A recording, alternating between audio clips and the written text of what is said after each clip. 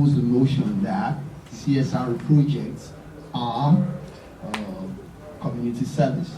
In other words, I'm of the opinion that they are publicity stunts. Bill Gates came out in 2000 with the Bill Gates Foundation. But before he did that, he divested his $45 billion asset.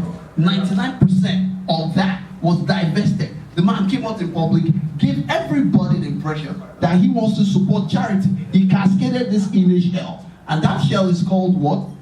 Bill Gates Foundation. Coca-Cola came into India and they were doing heavy underground water exploration. And you know what? That was affecting the life of people living in rural India, affecting the life of people that are practicing agriculture. On that basis and on that accord, there was a massive revolution in India. People said, hey, Coca-Cola, you must go. You must go. You must stop practicing this your business here.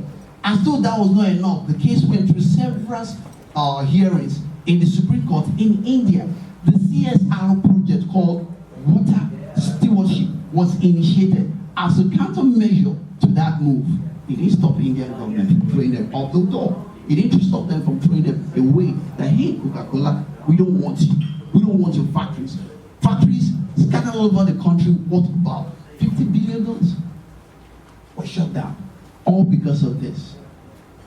All because of this. I can go on and on with this, but I want to give you some justification. The justification for CSR project is to actually cascade the wealth of billions of dollars. Bill Gates came up and told the public he's contributing 99% of his money to charity. But that's a hoax. Warren Buffett joined him by saying he's contributing 99% of his money to CSR project. That's a hoax. We all know what they do when they do that. They are actually divesting their money, insulating it from taxation, and of course, investing in other areas. Like, for example, pharmaceuticals. Bill Gates is heavily involved in vaccinations. He's involved in malaria vaccination. But these malaria vaccinations that he's involved in are in the experimental basis. And he's doing it purely for business through his foundation. And they are not taxed. My justification, this is the basis of my phenomenon. This is the basis where I stand, that CSR projects are nothing but publicity stunts.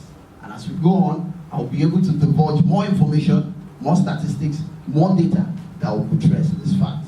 Thank you very much. Good morning. My name is Cornelius Onuoha. I'm here this morning before us to counter what my friend and colleague have said. Have tried to say, because actually he did not say it. The topic before us this morning is whether or not CSR is actually a publicity stunt, is just a publicity stunt or service to the public. And I know the questions that have been probing your mind since after Valentine spoke is, where is the point here? Is it really just a publicity stunt? And I think he has failed to prove that. He has failed to prove that. I would try not to take us to an imaginary world like Valentine has done, but bring us to reality, to terms that we can readily relate with. And I take us to some corporate organizations and what they have tried to do with their CSR initiative. I take one client that I'm one corporate organization I'm very close to, Guarantee Trust Bank. Guarantee Trust Bank have got corporate social responsibility that stands on three tripod leg. One is education, the other is health, and the third is on sports. With sports, just last week, GT Bank concluded the 7th edition of what it calls the Principal's Cup. The Principal's Cup is an initiative that the GT Bank took up after having realized that years back, when our fathers, it was really our fathers that participated in Principal's Cup. And that initiative died. And it was one initiative from which grassroots football was promulgated and promoted. And where we had so much of our past football heroes to have been seen and developed from. GT Bank took up this initiative and funds it from beginning to end. Now what they do with each edition is that For the finals and through all of the qualifying stages, anybody, the who is who in Nigerian football is invited to see these kids play. And in 7 years, over 12 children have been picked from this initiative into the junior national leagues. These are kids who ordinarily would not have had that opportunity of being recognized. The question is, if the media then sees this as a worthy initiative and decides to talk about it, does it take away from the fact that it is a service to the public? Foundation. My colleague here has tried to make foundation look like a crime. Foundations are set up such that there is no distraction from the corporate responsibility of the organization. But there is a difference between corporate responsibility and corporate social responsibility. Corporate responsibility of a company is about profit making, while corporate social responsibility is something totally different. Now, not to cause a distraction between the corporate responsibility and the corporate social responsibility, some organization that has a large scale of public corporate social responsibility now choose to put it under a foundation. The fact that there is tax rebate for this organization is just a mere fact that the government then sees that these guys are helping us provide some of the services that we ordinarily are supposed to provide to the masses. So why not make them enjoy some tax rebates and tax holidays? And in all of these examples that I've profiled this morning, you agree with me that CSR is not just a publicity stunt, but actual service to the public. Thank you. Ladies and gentlemen, stop clapping. The reason why I'm saying stop clapping, what people told me before we started this debate was we had to do an intro, not a lecture. The big question here is, if Shell was to invest in autism, what is the commercial benefit for the Nigerian youth? There's an area of scarcity in this country called drilling technology. Okay, we have just 2 of them in the whole of the Nigeria. What is wrong if Shell says, oh, we want to sponsor 100 Nigerian youths with MSc in chemical or petroleum engineering? But they won't do it. Have you heard them do it? No. Have you heard them do it? No. Why? Because of what? Because of what? Pastors, they are not talking now. Because of what? The point I'm trying to justify here, are you with me? It still boils down to what I was saying, that CSR initiatives are designed to make the organizations look good in the public eye. But the real thing that matters to you and me, they avoid it. For example, the Ogoni land. Ogoni land was struck by one of the most barbaric environmental hazards that we've ever experienced. You would naturally expect a shell. For example, the federal government of Nigeria, due to the environmental impact of our business, we are taking it upon ourselves to clean Ogoni land. Is it a bad thing? No. Is it a bad thing? No. Good. But why did it have to take a Sarawiwa? Why did it have to take a Sarawiwa's head on a spike before an attention would be drawn to that societal degradation? It is lofty for a shell that makes billions every day to say, well, our CSR initiative is to experiment on malaria drugs for the villagers. But is that really what they want? Is it having a direct correlation to their lives? Their environments are degraded. The farmers cannot access potable drinking water. And you're doing a CSR like that? My good friend here is going to say, it's a matter of choice. Yes, we know we can't compel them. Legally, you cannot compel corporate organizations to invest or divest in whichever form of CSR they choose to go into. But the government can compel them. And that is exactly what happened in Ogoniland, where they were compelled, where they had to wait until a guy had to lead a revolution before they had to know that, hey, we need to clean Ogoniland. You could say you don't agree. I also want to tell you something about people that are living close to areas where we have radioactive elements that are used to generate electricity. One of them is Fat Joe. While he was growing up, he had this radioactive electric generating plant. one of the fallouts is that it makes children to have bad hair. Okay? Children that grow up around there, they have bad hair. Pregnant women tend to give birth to children that are incapacitated. Is it that they come out with one hand or one eye or one leg due to the radioactive emission? Now, that company knows that a fallout of our environmental practice, of our business practice, of what we do, is that children will be deformed. They could have bald hair, they could have all kinds of diseases. You would naturally expect that part of their CSR project is to channel enlightenment in that direction. But no, it took a Fajo to take them to court for a compensation that is valued for $200 million. Despite everything you hear about Apple, they're into child labor. There's one that really happened recently, where 180,000 Chinese undergraduates were forced to a factory. 180,000 Chinese undergraduates, underlined. They were forced to a factory in China, and they were threatened that if you do not work for Apple, you will not graduate. If you were in the midst of those children, won't you do the job? I'm asking, won't you work? Now, but the International Labour Organization frowns against child labor, just the way they frown against using child soldiers. But that is exactly what Apple does. This is a behemoth in the tech industry. This is a known name in the tech industry.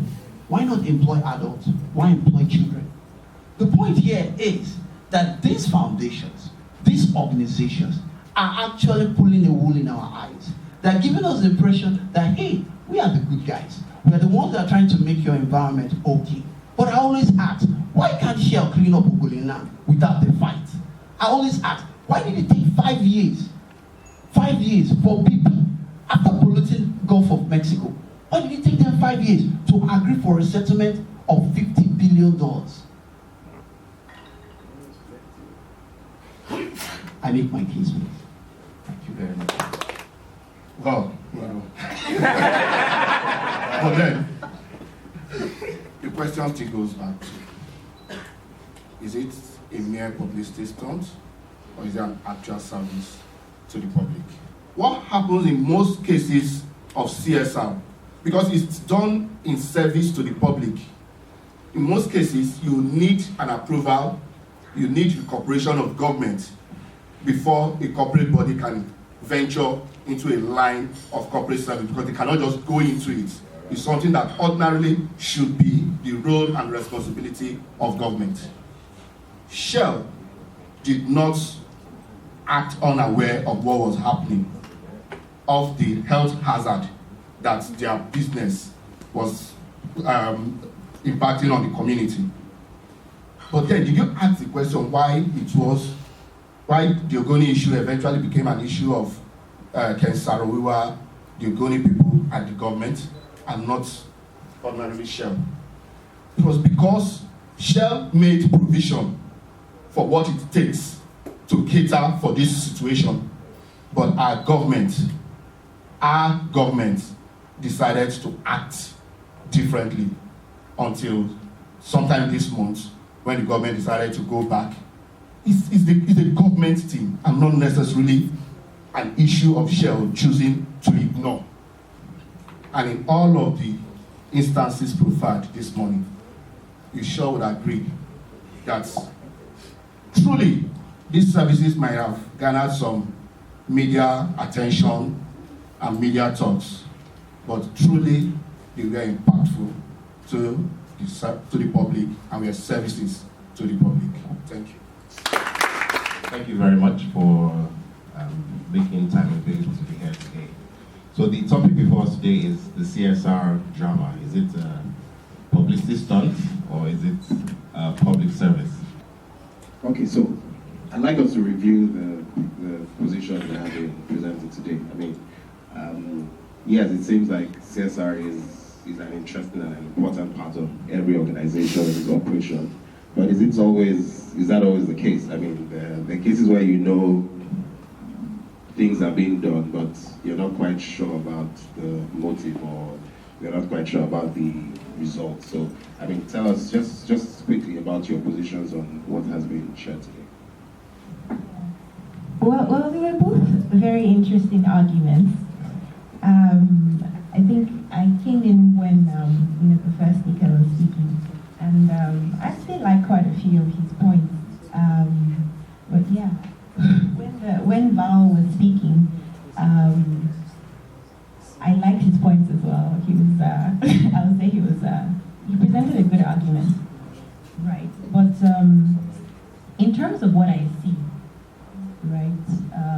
In terms of what I see organizations doing, CSR-wise, a lot of it really looks like a publicity stunt, because they just go to these places, take pictures, and you can't really see any impact or any direct impact of lives being changed. So a lot of it does look like just, oh yeah, we've done our we've done our work here. However, I think, as the first speaker said, it's really about touching lives. Like, there are groups of people who feel so neglected, that sometimes even just saying good morning to them or saying hello, I love you, is more than gold, because they don't get to hear that.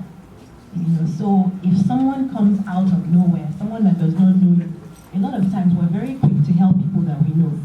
But you can, we've done so many outreach programs. The time we used to go to Makoko, and it's just, these people, a lot of people, these people are so poor that, even if you shake their hands, they're happy. If you have a camera, you take a picture, as in, come on, take my picture, come on. They're like so happy because they feel as if no one cares.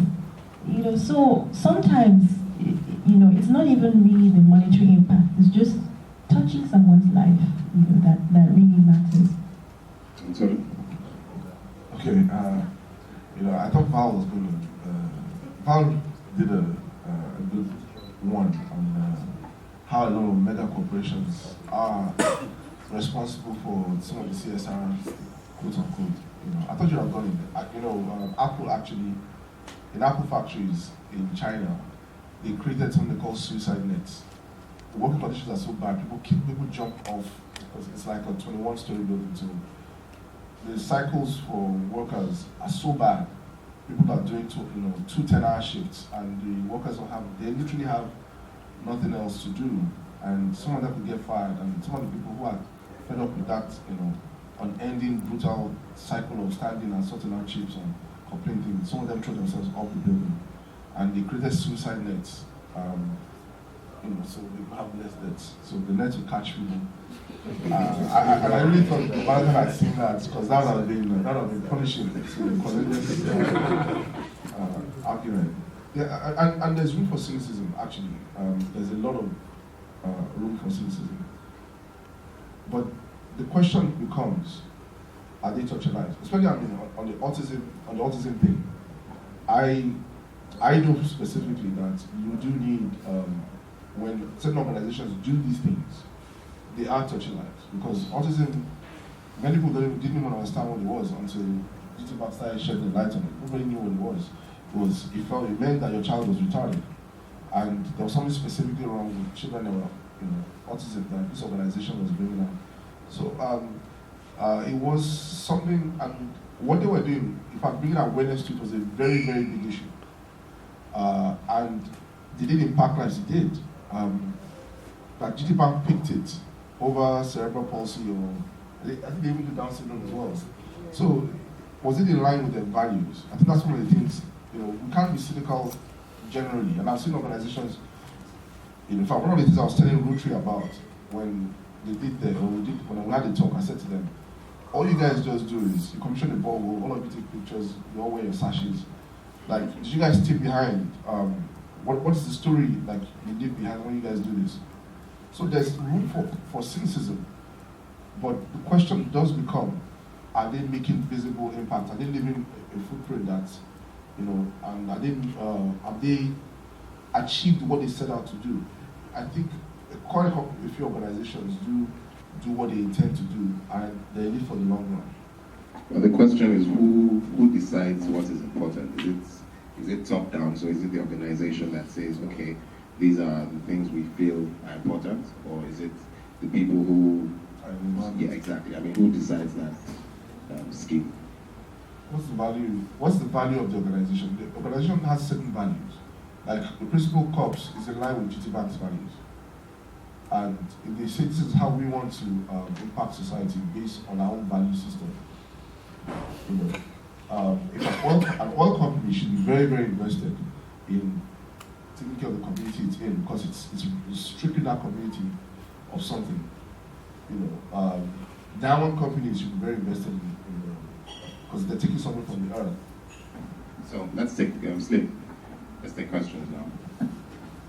We'll take 3 questions per time, and you can direct them specifically to people.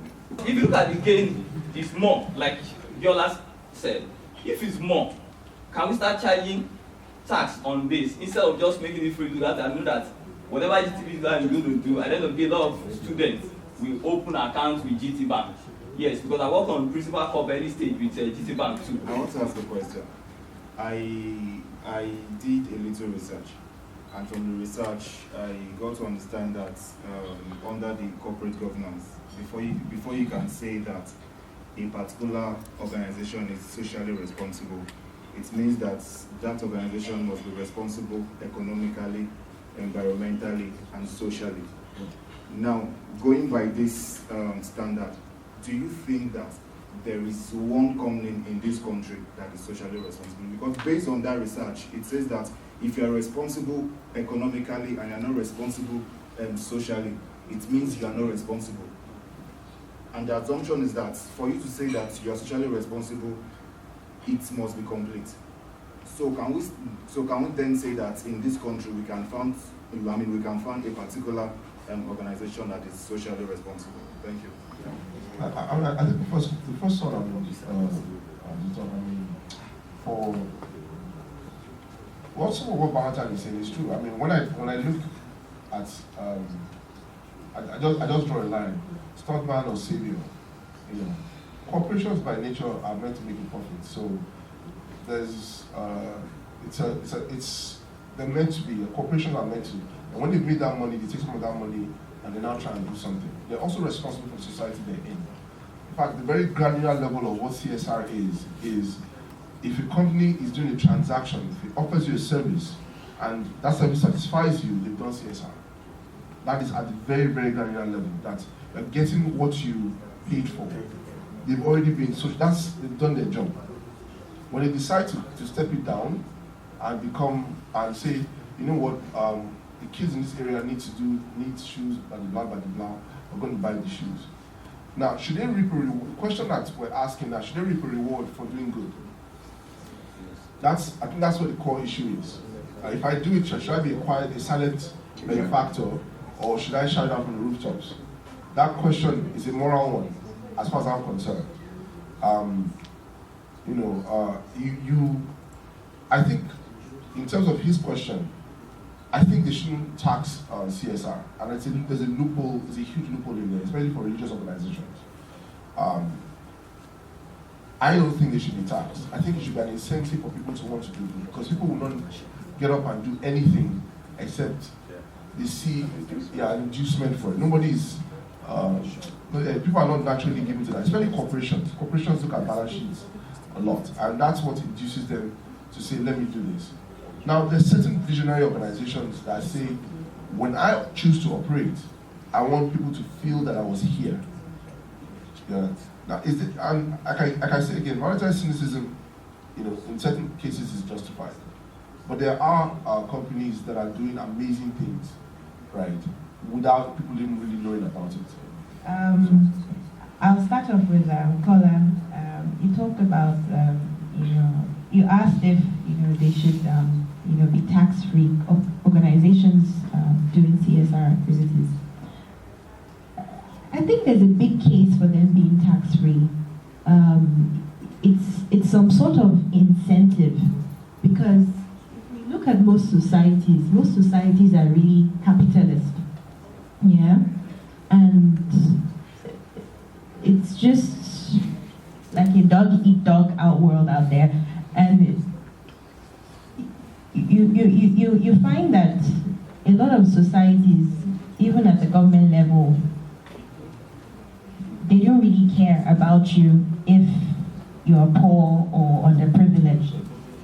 And one of the things CSR tries to do is, give everyone a fair chance.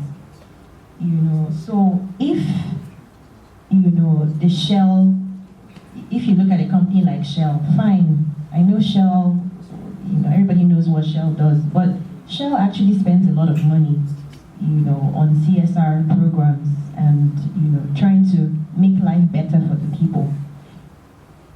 It's quite unfortunate that a lot of that money is channeled through the government and the government squander it. Look at a state like Lagos State. If you want to tar your road is bad, you want to tar your road, they will say, come and pay the government so that we will do it. Before you know it, the government will do it and they'll do a shoddy job, even though you're giving them money for a good job. So a lot of times, you have issues where people want to do the right thing, but you have even your government holding you back or trying to pull you back. So I think it's only fair that if people are doing things that normally the government should have done, a government's responsibility is to take care of the people. And if the government is not doing it and people say they're going to do it, then there really should be some tax incentive. I think there's this compelling business case for supporting the Nigerian Society for the Blind. It's encouraging that a media company would support a charity. I think it should encourage other companies to follow suit. It's not in as much as people could see it as it's just for publicity and all that. It could actually stand to encourage other organizations to follow suit and make an impact. The important thing is people's lives being changed. We're probably not out of our time, but I'll just allow all the panelists to give closure just in 1 minute. Valentine, you can pull your comments now. We just start from Valentine and then take it just in. Well, CSR is not a bad thing. Okay, it's a good thing. Serena and Venus Williams, they actually went to France. They built a series of tennis courts. All right, so that children who want to play tennis can start practicing. You understand? Now, Google came up with Google Green, where technology that they develop will consume lower energy in terms of electricity, which is good. The part we're trying to say here is that where do we mix? Now there's something called PPP, public-private partnership. That is the center. That is the interlocking tie that connects these things together, where the public work together with the corporate sector and make something happen. For instance, Stuntman 1 talks too loudly. Savior gets it done. Stuntman kicks the cause. Savior funds what people need. Stuntman, short-term goals. Savior in it for the long haul. Stuntman, you can't, I wrote here is the big word, obfuscated. That means you can't probably say, you can't find the end to it. Savior, measurable impact. So the important thing is just people's lives are being impacted, and I think that's ultimately what matters. In closure, I would want to say that for every initiative, I'm also back this way in this climb. There is that tendency, that high tendency of persons, individuals looking for the loophole to benefit from. I think we should look at, the system should now look at a body, a group that could then regulate issues of CSR, mostly when it's coming from individuals trying to venture into it, such that we are able to then check that the intent is not to reap from the public, but to give back to the public. Thank you. Thank you very much.